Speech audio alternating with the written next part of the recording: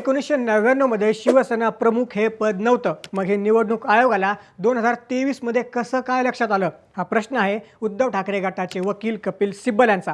आज पुन्हा एकदा सुप्रीम कोर्टात सुनावणी पार पडली. मात्र आज कपिल सिब्बलांनी थेट एकनाथ शिंदेंचं मुख्यमंत्रीपद आणि मुख्य नेता पद काढलं. आज पुन्हा एकदा कपिल सिब्बलांनी निवडणूक आयोगाला धारेवर धरलं. उद्धव ठाकरे, आदित्य ठाकरे, मनोहर जोशी आणि इतरांची विविध पदावर निवड सर्व लोकांसमोर झाली. मग निवडणूक आयोगाकडे शिवसेनेची घटना कशी काय नव्हती, आमच्याकडं पक्षाचं संविधान नाही असं निवडणूक आयोग कसं काय म्हणू शकतो, असा थेट सवाल कपिल सिब्बलांनी सुप्रीम कोर्टाला विचारला. तसेच आम्ही सर्व माहिती निवडणूक आयोगाकडे पोहोच केलेली आहे. 2018 मध्ये जेव्हा उद्धव ठाकरेंनी एकनाथ शिंदेंना उपनेता बनवलं होतं, तेव्हा एकूण 23 उपनेते बनवले होते. ती सर्व माहिती शिवसेनेनं निवडणूक आयोगापर्यंत पोहोच केलेली आहे. मग आयोग ही माहिती आमच्याकडे नाही हे कसं काय म्हणू शकतो, असा थेट प्रश्न कपिल सिब्बलांनी सुप्रीम कोर्टात विचारला. यावेळी सिब्बलांनी एकनाथ शिंदे कसे राज्याचे बेकायदेशीरपणे मुख्यमंत्री झाले आणि आता कसे मुख्य नेता झाले याचा युक्तिवाद केला. हा युक्तिवाद इतका जबरदस्त होता की आता राजकीय विश्लेषक थेट म्हणत आहेत की आता एकनाथ शिंदेंचं शिवसेना मुख्य नेता पद जाऊ शकतं.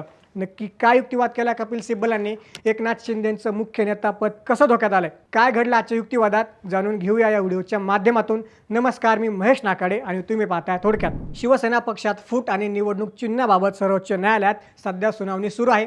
ठाकरे गटाकडून ज्येष्ठ वकील कपिल सिब्बल हे बाजू मांडत आहेत. पक्षाची घटना, विधिमंडळ पक्ष, राजकीय पक्ष याचा अर्थ, पक्षाच्या घटनेतील तरतूद, अंतर्गत निवडणुका याबाबत नेमकं काय घडलं याची माहिती त्यांनी सर्वोच्च न्यायालयाला दिली. तसेच निवडणूक आयोगानं चुकीचे निर्णय घेतले, सोयीनुसार अर्थ लावून निकाल दिला असा दावाही सिब्बलांनी केला. दरम्यान आपल्या युक्तिवादामध्ये सिब्बलांनी थेट एकनाथ शिंदे यांच्या नेतेपदाच्या निवडीवर आणि मुख्यमंत्री पदावरही गंभीर प्रश्न उपस्थित केले. ही सगळी निवड बेकायदेशीर होती असं सिब्बलांनी आपल्या युक्तिवादात म्हटलं. निवडणूक आयोगानं 2018ची पक्ष घटना पूर्णपणे बाजूला ठेवली. फक्त आमदारांच्या बहुमताच्या आधारे पक्षात फूट पडल्याचं गृहीत धरण्यात आलं. शिवसेनेची घटना हुकुमशाहीवादी आहे म्हणून मी ती विचारात घेणार नाही अशी भूमिका निवडणूक आयोगानं घेतली. पण पक्षाच्या संघटनेत आमचं बहुमत खूप मोठं होतं. निवडणूक आयोगाला पक्षीय रचनाच रद्द करायची होती आणि 2018ची घटना सदोष ठरवायची होती असा युक्तिवाद सिब्बल यांनी केला.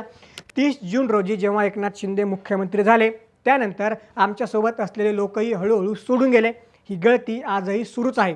जर तुम्ही अशा राजकीय घडामोडींना परवानगी दिली जिथे विधिमंडळ पक्षाचा एक गट वेगळा होतो, स्वतःला मूळ पक्ष घोषित करतो आणि निवडणूक आयोगाकडे जातो, तर हे लोकशाहीसाठी घातक आहे. एका विधिमंडळ पक्षाची सत्ताधारी पक्षाला विकत घेण्यासारखी खरेदी विक्री होऊ देऊन त्यांच्या नेत्याला मुख्यमंत्रीपदी बसवायचं आणि त्याला बदलती परिस्थिती म्हणायचं, अशाने तर देशातील कोणतंही सरकार पाडलं जाऊ शकतं असं सांगत कायद्याच्या नावानं लोकशाहीची अशी थट्टा होऊ देऊ नका असं म्हणत कपिल सिब्बलांनी सुप्रीम कोर्टात प्रचंड आक्रमक झाले. शिवसेना पक्षात फूट पडल्याचं अगोदर माहिती नव्हतं, त्यामुळं तक्रार तरी कशी करणार असं सांगत एकनाथ शिंदे यांना मुख्यमंत्रीपद देताना सत्य काय आहे हे तपासण्यात आलं नाही.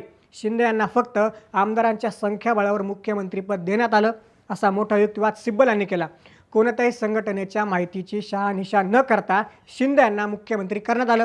आमदार विकून मुख्यमंत्रीपद दिलं आणि त्याला लोकशाही म्हणायचं का, असा सवाल त्यांनी उपस्थित केला. सिब्बल यांच्या या दाव्यानंतर न्यायाधीशांनी आपापसात चर्चा केली. कठीण परिस्थितीत कोणताही निर्णय संविधानिक मार्गानेच घेतला जावा आणि या प्रकरणात जमिनीवर सत्यता काय आहे हे आम्हाला बघायचं आहे अशी भूमिका न्यायालयानं घेतली. आम्ही एकूण 23 उपनेते निवडले आणि इतरांची नियुक्ती केली. 27 तारखेच्या पत्रात नेते आणि नियुक्तीचा उल्लेख करण्यात आलेला आहे. कायद्यानुसार जे काही आवश्यक होतं ते आम्ही सर्व केलं.